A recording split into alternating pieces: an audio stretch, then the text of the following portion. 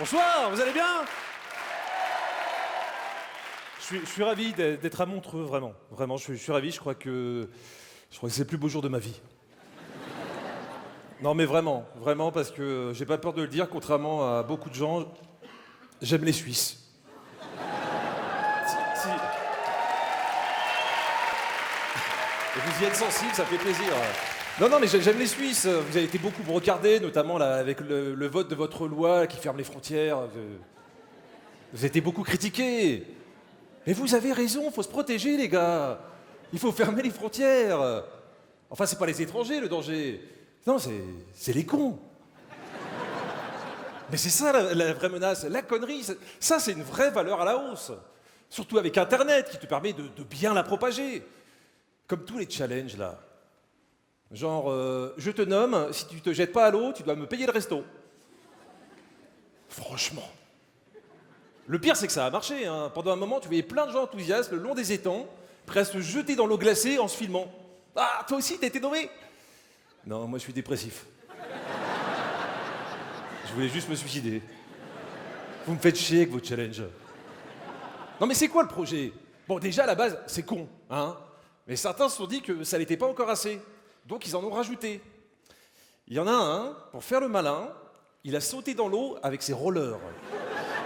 Il est jamais remonté. Bon, la bonne nouvelle, c'est qu'il n'a pas payé le resto, mais à part ça... Non, mais moi, ça me consterne. Il y a un type qui m'avait nommé, il était mal. Hé, je t'ai nommé, tu dois sauter dans l'eau. Non. Bah alors, tu dois me payer le resto. Non plus. Bah alors, qu'est-ce que tu fais? Bah, je t'emmerde. Enfin, je fais le malin, mais je sais qu'à un moment ou à un autre, moi, je vais basculer. Ah si, je vais basculer, c'est obligatoire. C'est une épidémie. C'est comme les zombies. Tu fais pas gaffe, tu te fais mordre par un con, tu deviens con. Je vois pas d'autre explication à cette prolifération, je vous assure. Vous savez qu'à lire les journaux, moi j'en vois tous les jours. Par exemple, et je vous promets que c'est vrai, il y a un type qui a essayé de détourner un avion en menaçant le personnel de bord avec une barre de Toblerone.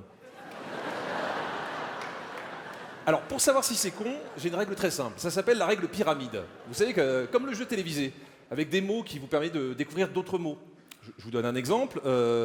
Pied, orteil, vêtements, pied, vêtements, chaussettes. Ça marche. On va essayer. Avion, aile, Toblerone.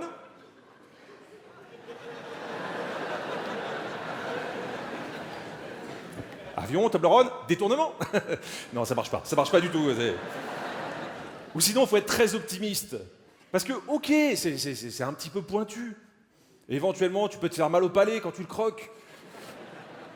Mais de là à braquer un avion, il y a très peu de gens qui sont terrorisés par une barre de Toblerone. Peut-être qu'en Suisse, c'est une arme de destruction massive, mais ailleurs, non. Hein. Ou sinon, il faut être très chanceux et tomber sur tout un équipage diabétique. C'est possible. Ou qui suit un régime super strict avant l'été. Oh là, du chocolat, vous avez gagné. Où voulez-vous aller? Le mec a essayé, mais il s'est quand même dit qu'il y avait un risque que ça foire. Donc, pour rester discret, il s'était caché le visage avec une couverture. Ah ouais, là, on est tombé sur un champion du monde. Hein. En même temps, c'est malin. Tu rates ton détournement, tu vas dans les toilettes, tu enlèves ta couverture, tu manges ton arme. Personne peut te retrouver. Hein. Le personnel de bord est battu. Mais je comprends pas, le pirate de l'air est rentré dans les toilettes et c'est un autre homme qui est ressorti. Pourtant, c'est très petit. Bon, le mec s'est quand même fait gauler. Hein. C'est le seul type qui dormait sans couverture avec du chocolat autour de la bouche. On l'a placé dans un hôpital psychiatrique. Bon, c'est bien, mais on va pas pouvoir tous les enfermer. Parce que c'est mondial, ça, c'est planétaire. Aux États-Unis, un homme s'est fait arrêter et condamné parce que pendant 3 ans, à intervalles réguliers, il violait son chat. Oui, je sais, c'est horrible. C'est horrible. C'est horrible et c'est difficilement acceptable. Parce que autant une femme...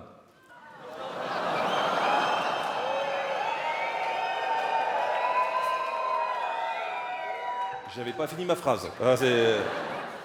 Autant une femme, il y a toujours un ou deux abrutis pour dire qu'elle l'a bien cherché. Attends, elle, quand même, à porter des mini-jupes. Hein, en été, c'est pas la provocation, ça, hein? Bah non, il faisait juste chaud, connard. Mais bon, l'argument des mini-jupes pour les chats... J'en ai fréquenté pas mal, il y en a très peu qui en portent. Non mais c'est pas ça le pire. C'est que le mec, pour faire ça, pour violer son chat, il se déguisait en chien. Ah ouais, là, le mec est loin quand même, hein. Il s'était même trouvé un pseudo, Bubblegum Husky. Je sais pas à quoi ça sert. Peut-être que c'est utile pour faire des rencontres sur Mythique Chat, je sais pas. Non mais je sais pas si vous vous rendez compte. Mais déjà, violer son chat, c'est... Non, c'est pas mignon, monsieur. Mais en plus, pousser le vice jusqu'à se déguiser en chien, là, c'est carrément...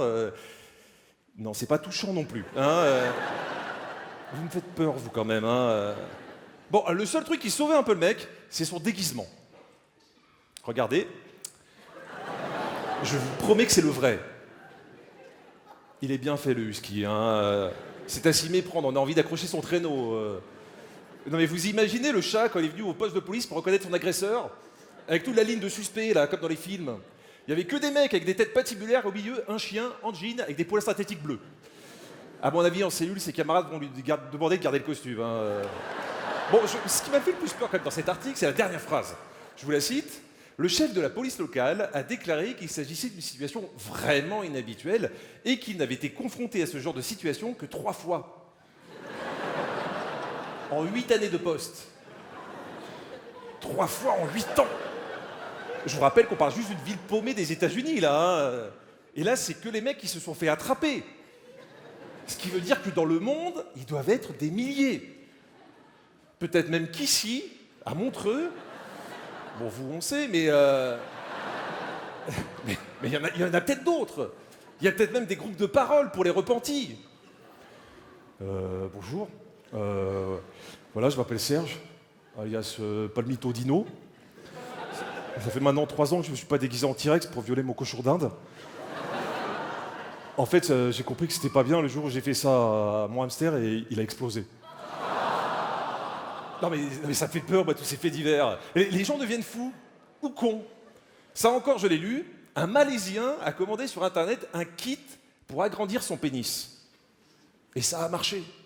2 semaines plus tard, il a reçu une loupe.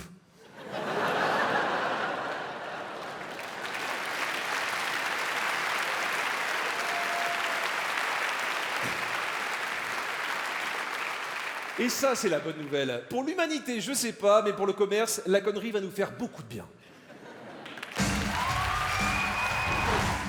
Voilà, c'est mon fils. Bon, on se ressemble pas trop, hein. Enfin, j'espère. Hein? Non, ça a dû sauter une génération.